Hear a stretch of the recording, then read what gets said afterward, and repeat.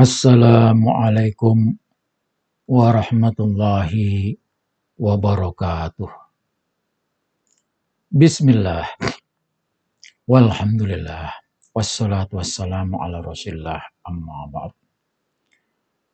Saudara-saudariku, dimanapun saudara-saudari berada, doa saya untuk saudara-saudari semuanya, semoga selalu dalam keadaan sehat walafiat. Amin. Allahumma amin. Ada tulisan bagus dari saudara saya bernama Wangwa. Dikirim ke grup WA. Saya rasa tulisan ini juga menyebar ke beberapa WA atau grup WA. Tulisan yang bagus, otokritik terhadap ke-NU-an struktural Nahdlatul Ulama dan kiai-kiai yang menjadi mukibin membela nasab Pak Alawi. Khusus kepada warga Nahdlatul Ulama harus tahu. Saudara-saudara yang lain juga harus tahu. Apalagi saudara-saudara kita yang selama ini simpati terhadap Nahdlatul Ulama. Ada yang perlu dinalar. Satu di antaranya adalah bagaimana hubungan keorganisasian Nahdlatul Ulama dengan Rabithah Alawiyah. Supaya NU tahu garis batas, garis merah, garis lurus, termasuk juga garis bengkok.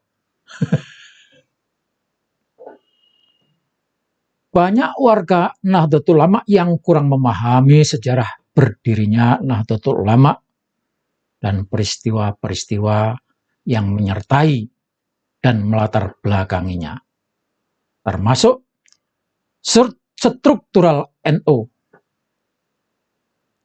Beberapa fakta yang menunjukkan ulama NU dan habaib merupakan dua entitas yang berbeda. NU dan Rabithah Alawiyah adalah entitas yang berbeda. Maka kalau Kiai Haji Miftahul Akhyar orang NU tapi membela Rabithah Alawiyah, sebaiknya Kiai Haji Miftahul Akhyar keluar dari NU dan menjadi ketua Rabithah Alawiyah. Apa perbedaannya?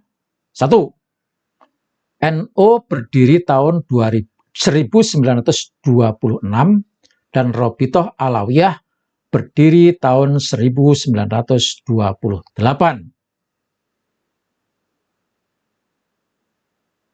Yang kedua,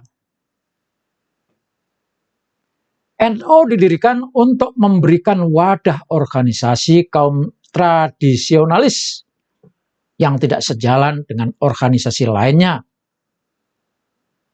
Misalnya Muhammadiyah, Serikat Islam, Masyumi, dan lain sebagainya. Tiga, Rabithah Alawiyah didirikan karena eksklusivisme para habib. Hal itu dibuktikan Habib-habib juga tidak dapat hidup bersama dengan sesama imigran Yaman yang tergabung dalam organisasi lain. Al-Irsyad juga tidak bersedia bergabung dengan NU. Jelas, saudara? Yang keempat, NU mengakomodir thariqat yang merupakan salah satu maskot kaum tradisionalis. Thariqat menjadi simpul tradisi dan filosofi NU. Namun tradisi ini oleh Habib Osman difatwakan sebagai ajaran sesat. Kurang ajar. Ini tertulis dalam bukunya Manhaj al-Istiqomah karya Habib Osman bin Yahya. Bahkan Habib Osman bin Yahya mengusulkan kepada Belanda melalui Snok Orgronya agar fatwa tersebut diterapkan di negara penjajahan Belanda lainnya. Mengingat jamaah thariqah dan pesantren sering menjadi simpul perjuangan rakyat membela tanah air.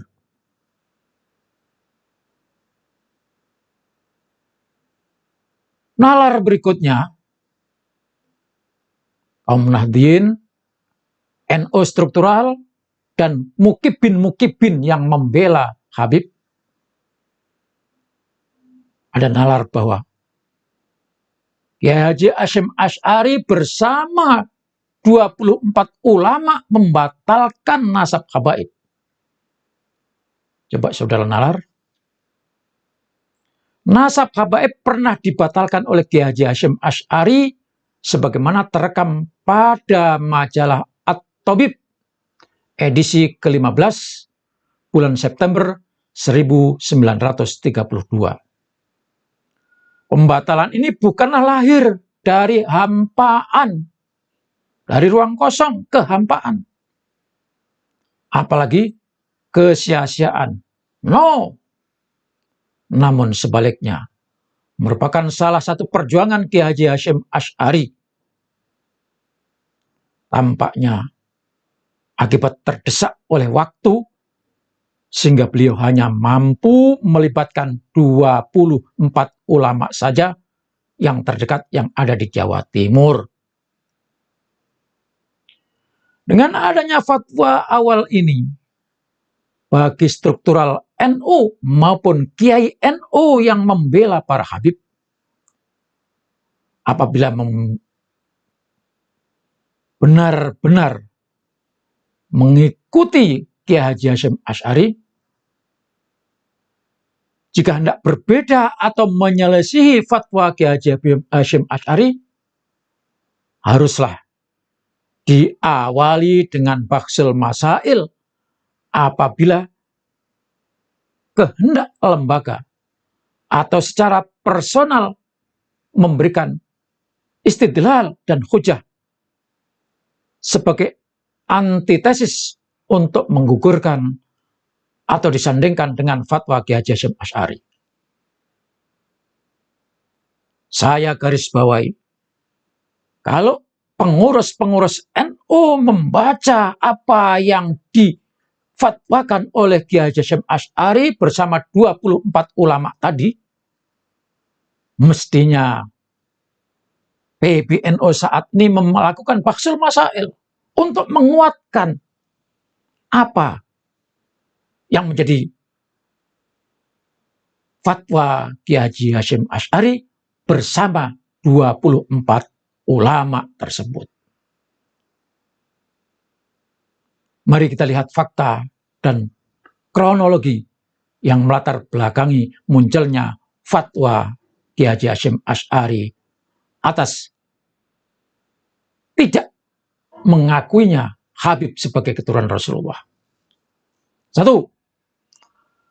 Habaib mengajukan pada Belanda melalui Robitoh Alawiyah pada tahun 1929 agar gelar Sayyid dikhususkan kepada Ba'alawi.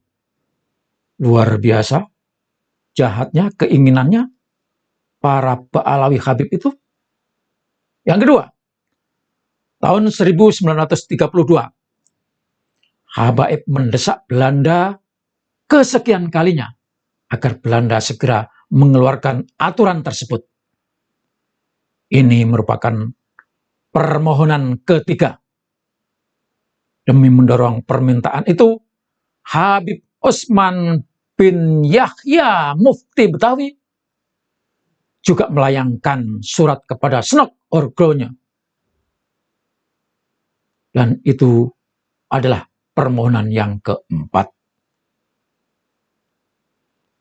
Yang ketiga, September tahun 1932, Kiai Haji Hasyim Asy'ari bersama 24 ulama mengeluarkan fatwa penggunaan gelar Sayyid, Syarif, dan Syarifah hanya diperuntukkan bagi dzurriyyah Nabi Muhammad SAW sebagai bentuk penolakan pengajuan Ba'lawi. Maka Belanda pada Februari 1933 mengambil sikap atas desakan habaib tersebut dengan menolak permintaan habaib dengan alasan urusan agama bukan domain Belanda. Tampaknya Belanda sangat memperhatikan fatwa Kiai Haji Hasyim Asy'ari tersebut. Dan akibat penolakan tersebut, Ba'lawi pun akhirnya tetap menggunakan gelar Habib hingga sekarang. Sekali lagi kepada para pengurus Nahdlatul Ulama dan warga Nahdlatul Ulama, sadari apa yang dilakukan oleh Kiai Haji Hasyim Asy'ari. Yang keempat, Kiai Hasyim Asy'ari tentunya mengetahui banyak ulama di Indonesia yang merupakan sayyid dan syarif. Sebaliknya, konon banyak dzurriyyah Wali Songo yang malah menyembunyikan sebutan atau panggilan sayyid dan syarif itu. Nalar yang ketiga, hendaknya PBNU dan NU, warga NU, kembali ke khittah NU. NU harus berani kembali kepada fitrah keulamaannya, yaitu menjadi wadah ahli ilmu yang mengakomodir dan membentengi ilmu, keyakinan, dan amalan warga Nahdlatul Ulama. Menjadi penerang warga NU. Jikapun menerangi warga non-NU, itu adalah sebuah implikasi dan bonus melek terhadap kebutuhan warga NU dan menjauhkannya dari segala bentuk pembodohan atas nama agama. Maka kepada warga NU, Kiai NU, kultural, dan para mukibin pembela, Kiai mukibin pembela NU, harus berani mengkaji nasab atas dasar keharusan ilmu dan kebenaran.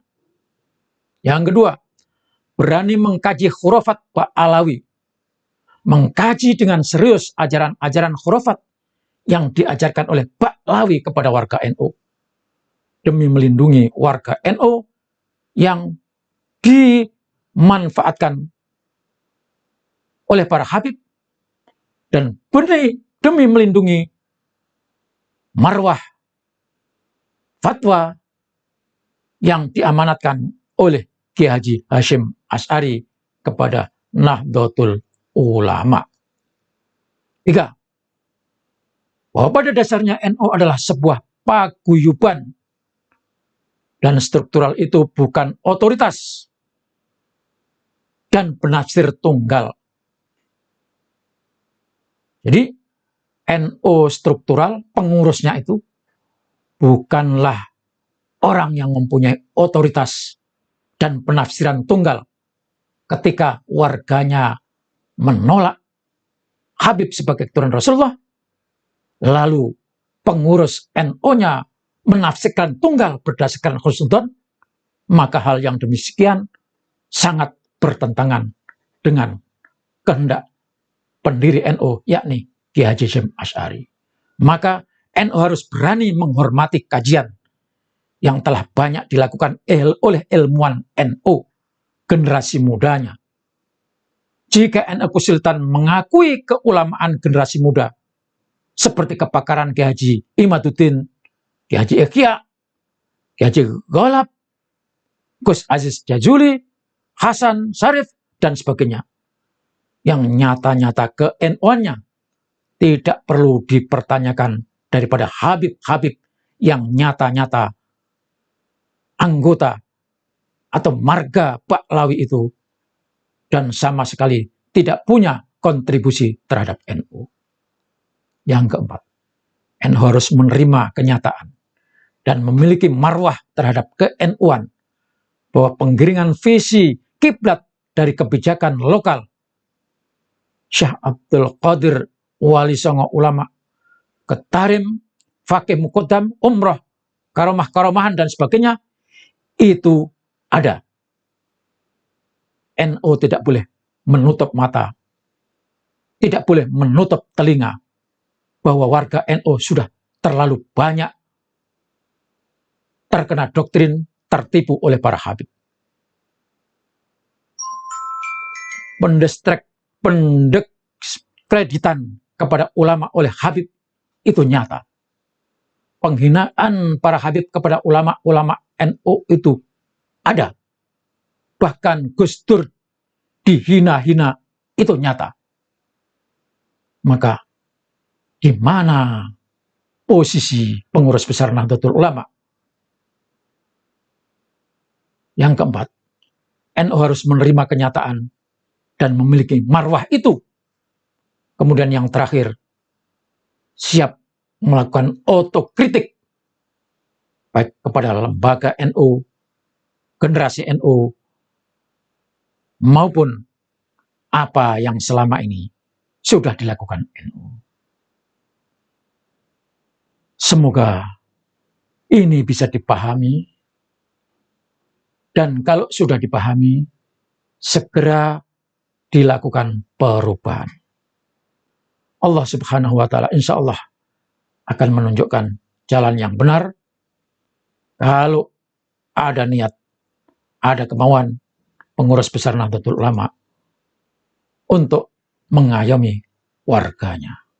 Wassalamualaikum warahmatullahi wabarakatuh.